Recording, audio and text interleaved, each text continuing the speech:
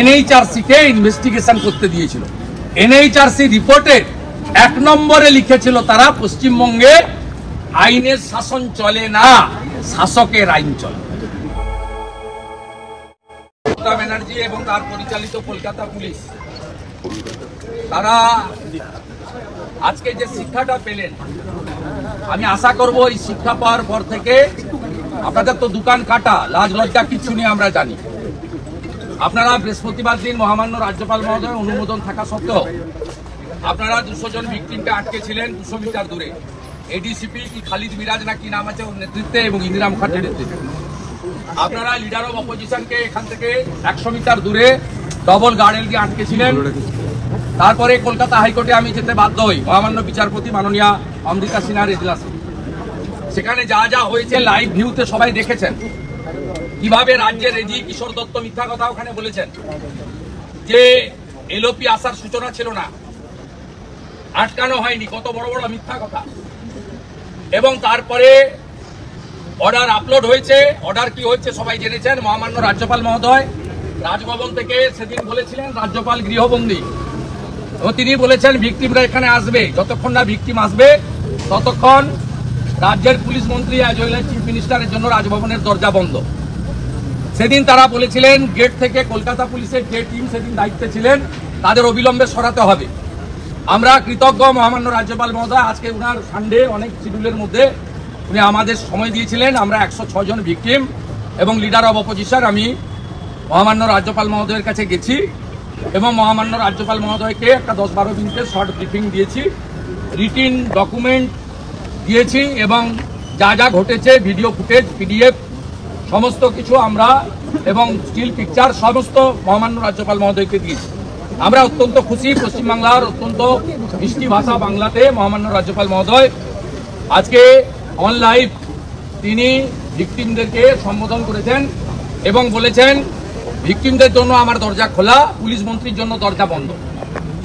এবং কলকাতা পুলিশের যে টিম বৃহস্পতিবার অসভ্যতামি করেছে বিনীত গোয়েলের নির্দেশে মমতাকে পিছু করার জন্য, তাদের অবিলম্বে এখান থেকে চেঞ্জ করার নির্দেশ রাজ্যপাল মহোদয় দিয়েছেন। আমরা উনাকে উনার কনস্টিটিউশনাল হেড, উনার পাওয়ার কি আমরা জানি। উনি পঞ্চায়েত নির্বাচনে 8200 কমপ্লেন ওয়ার হাউস স্কুলে পাঠিয়েছিলেন, একটা তো অ্যাকশন টেকেন হয়নি, সেটাও পশ্চিমবঙ্গের লোক জানে। উনি আমাদেরকে কথা দিয়েছেন যে আমি শুধু স্টেট গভর্নমেন্টকে অ্যাডভাইস করা তা নয়, এবারে আমি আমার ক্ষমতা প্রয়োগ করে কেন্দ্রীয় সরকারকেও আমি সুপারিশ করব পশ্চিমবঙ্গে যেটা করার দরকার টু রেস্টোর কনস্টিটিউশন, মানুষের জান মাল নিরাপত্তা, তার জন্য আমি করব। আমি উনাকে বলেছি পশ্চিমবঙ্গের সংবিধানের 4টা স্তম্ভ আক্রান্ত, ল মেকাররা আক্রান্ত, অপোজিশন লিডার অপোজিশন এমএলএদের অ্যাসেম্বলি থেকে 5 মাস 6 মাস করে প্রত্যেক বছর সাসপেন্ড করে বাইরে রাখা হয়, বলতে দেওয়া হয় না। ব্যুরোক্রেসি আক্রান্ত, সব নর্মস ভেঙে রিটার্ন লোকদের এক্সটেনশন দেয়। একটা বড় অংশের আইএস এবং আইপিএস যারা মুখ্যমন্ত্রীর যারা বসংবদ নয়, চটি চাটেন না, তাদেরকে কার্যত গ্যারেজ করে উনি বসিয়ে রেখেছেন, ব্যুরোক্রেসি নিশ্চিহ্ন। জুডিশিয়ারি এখানে অ্যাটাক, সবাই জানেন জাজেদের কিভাবে উনি অ্যাটাক করেন, জাজের বাড়িতে পোস্টার ফেলেন। সেই কারণে মাননীয় মুখ্যমন্ত্রীকে 5 লক্ষ টাকা ফাইন করেছিল 2021 সালে মহামান্য বিচারপতি কৌশিক চন্দ্রের বেঞ্চ। কৌশিক চন্দ্র মহোদয় 5 লক্ষ টাকা কলকাতা হাইকোর্টের বারকে জমা দিতে হয়েছে, যেটা স্বাধীনতার পরে কাউকে দিতে হয়নি। শুধু তাই নয়, মিডিয়া যেভাবে অ্যাটাক হয়েছে, সংবিধানের 4র্থ স্তম্ভ, সেটাও আমরা সন্দেশখালীর ঘটনা নিয়ে যেভাবে রিপাবলিকের রিপোর্টারকে কলার ধরে তুলে আনা হয়েছে, যেভাবে বিপি আনন্দের অ্যাসিস্ট্যান্ট ডাইরেক্টরকে এডিটর সিনিয়র এডিটরকে নোটিশ পাঠিয়ে বলা হয়েছে সকালে আসতে, একাধিক পোর্টাল ইউটিউবারের বিরুদ্ধে আক্রমণ করা হয়েছে, অন্যান্য চ্যানেল প্রিন্ট মিডিয়া আক্রান্ত হয়েছে। আমরা সেসব কথাও মহামান্য গভর্নরকে বলেছি যে সংবিধানের 4টা পিলারই শেষ করে দিয়েছে এবং এখানে ভোটের নামে কার্যত প্রহসন হয়েছে, গুন্ডাদের দখলে ছিল, গণনা কেন্দ্র কাউকে রাউন্ড যে বলা হয়নি। সর্বোপরি আমরা দাবি করেছি যে সমস্ত শেল্টারলেস লোকেদের বাড়িতে পৌঁছে দিতে হবে নিরাপত্তা দিয়ে, যারা আক্রান্ত হয়েছে তাদের, যারা আক্রমণকারী তাদের বিরুদ্ধে ব্যবস্থা নিতে হবে এবং সাথে সাথে ক্ষতিপূরণ কেন্দ্রীয় বাহিনীকে দুর্গাপুজো পর্যন্ত রাখা এবং মহামান্য রাজ্যপালের যদি পসিবল হয় এরিয়া ভিজিট করা, যেভাবে 2021-এ আজকের ভাষণের উপরাষ্ট্রপতি তৎকালীন রাজ্যপাল জগদীপ ধনখড় করেছিলেন, মহামান্য বর্তমান রাজ্যপাল মহোদয়ও 23-এর পঞ্চায়েত নির্বাচনে করেছিলেন। সেই সব আবেদন আমরা করেছি।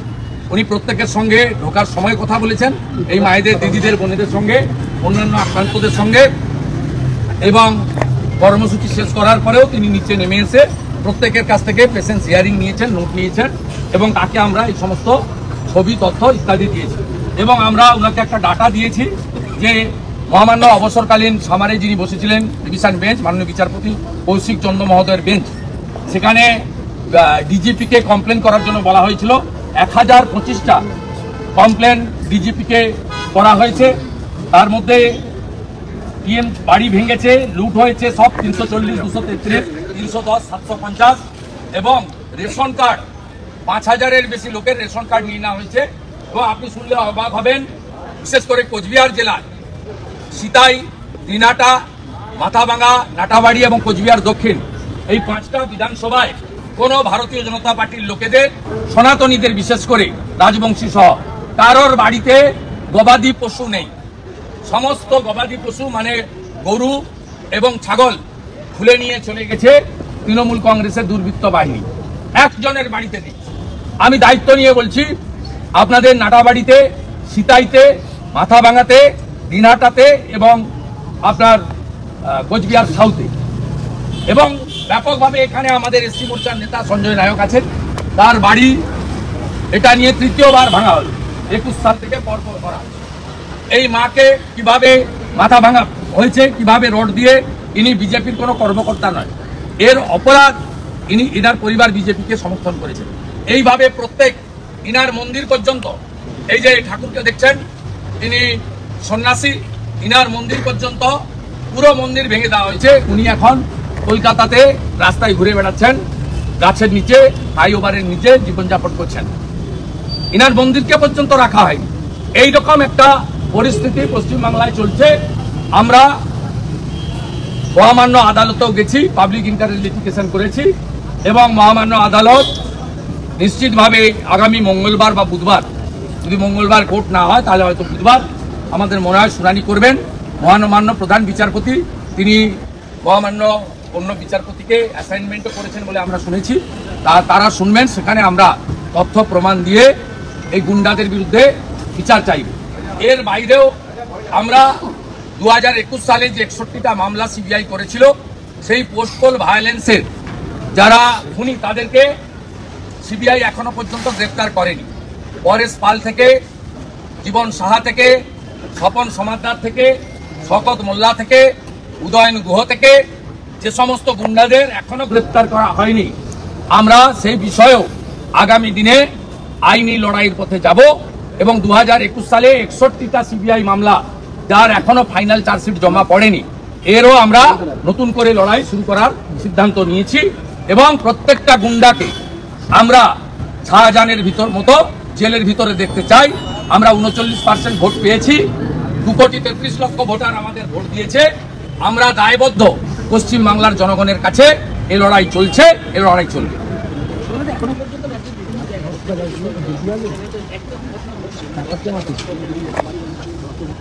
প্রত্যেক দিনই ঘটছে। আরো বলছে যে আগে বলছিল 19, এখন বলছে 21।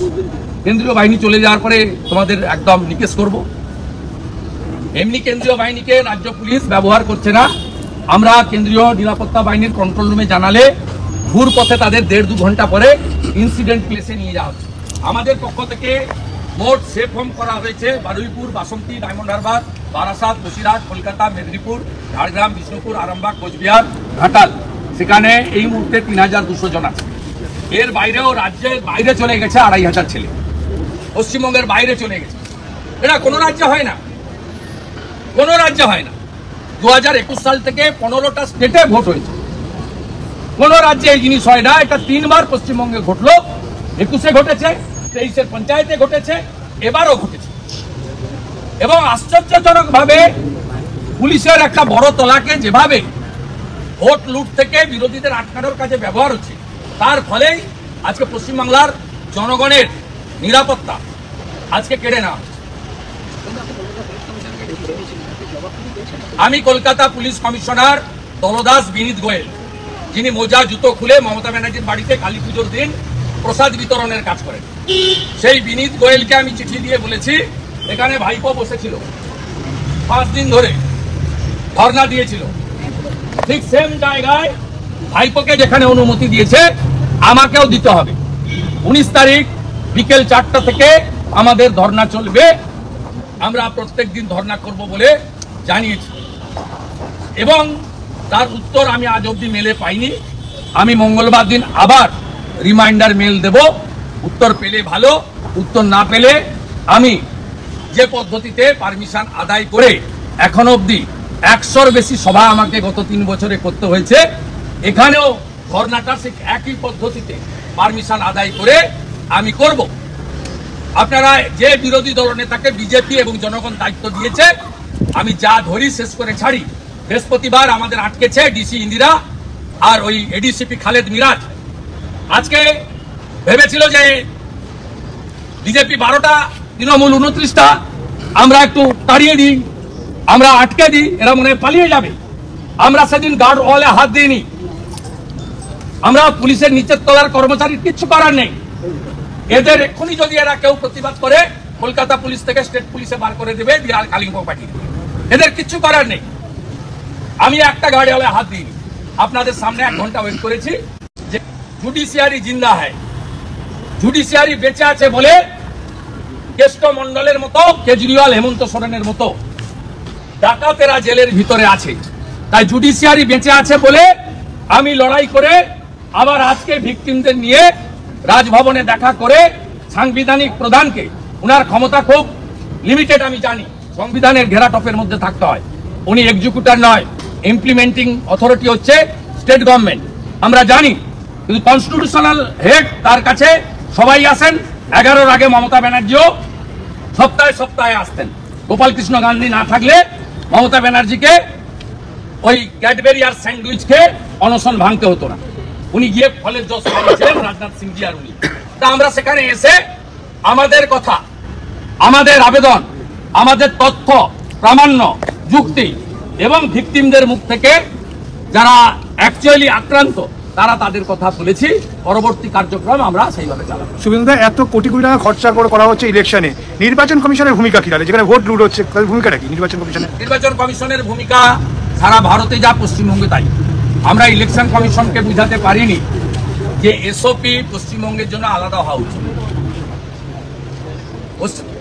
ইলেকশন কমিশন তারা দিল্লি থেকে ভাবেন যে উড়িষ্যা যা, উত্তরপ্রদেশ যা, গুজরাট যা, এখানেও তাই। তো পশ্চিমবঙ্গটা যে আলাদা, এটা ওরা এখনো পর্যন্ত ভেবে উঠতে পারেন। শুধু আমার মনে হয় শেষের দিকে ওনাদের মাথায় একটা কিছু এসেছিল যে 15 দিন সেন্ট্রাল ফোর্স রেখে দিই। এই একমাত্র রাজ্য যেখানে 6 তারিখে এমসিসি ওঠার পরেও 15 দিন সেন্ট্রাল ফোর্স 19 তারিখ পর্যন্ত রাখার অর্ডার সেন্ট্রাল ইলেকশন কমিশন দিয়েছিল। আমি আপনাদের মাধ্যমে প্রশ্ন করতে চাই ইলেকশন কমিশনকে, 2021 বিধানসভা পশ্চিমবঙ্গে ভোটের পর থেকে ছত্তিশগড়, রাজস্থান, মধ্যপ্রদেশ, মিজোরাম, তেলেঙ্গানা 15টা রাজ্যে ভোট হয়েছে। কোন রাজ্যে এই ধরনের ঘটনা ঘটে? উড়িষ্যাতে বিজেপি 20 বছর শাসন করেছে। আজকে উড়িষ্যায় বিজেপি সরকার হয়েছে, 21টার মধ্যে 19টা সিট আমরা পেয়েছি। সেখানে একটা বিজেডি কর্মী বলতে পারবে যে বিজেপি, আমার উড়িষ্যা তো আমাদের গায়ে, আমার বাড়ি থেকে তো কার্যত ওয়াকিং ডিস্টেন্স, 40 মিনিটে উড়িষ্যা বর্ডার। তা একজনও কেউ বলতে পারবেন না যে উড়িষ্যাতে বিরোধী দলের কর্মী আক্রান্ত হয়েছে। উত্তরপ্রদেশে আমাদের সরকার, আমরা 30-35টা সিট সেখানে লুজ করেছি, হেরেছি, মানুষ হারিয়েছি। গণতন্ত্রের জনগণ শেষ কথা। একটা লোক বলতে পারবে যোগীজি সেখানে পুলিশকে নামিয়ে দিয়েছেন মিথ্যা মামলা করার জন্য? ভারতীয় জনতা পার্টি তো সেখানে ক্ষমতায়, বিরাট মেজরিটিতে ক্ষমতায়, সেখানে কাউকে মারধর করছে, কেউ বলতে পারবে? উদাহরণ নেই। তাই পশ্চিমবঙ্গে এগুলো হচ্ছে, যারা শাসক তারা এটা চান বলে, তারা বিরোধীদের নিঃশেষ করতে চান। এর জন্য যদি কেউ দায়ী হন, পুলিশ মন্ত্রী মমতা ব্যানার্জি দায়ী। এই কারণে 21 সালে 5 সদস্যের যে বিচারপতির বেঞ্চ হয়েছিল, তারা এনএইচআরসি-কে ইনভেস্টিগেশন করতে দিয়েছিল। এনএইচআরসি রিপোর্টে 1 নম্বরে লিখেছিল তারা, পশ্চিমবঙ্গে আইনের শাসন চলে না, শাসকের আইন চলে। This is the actual ground reality of West Bengal.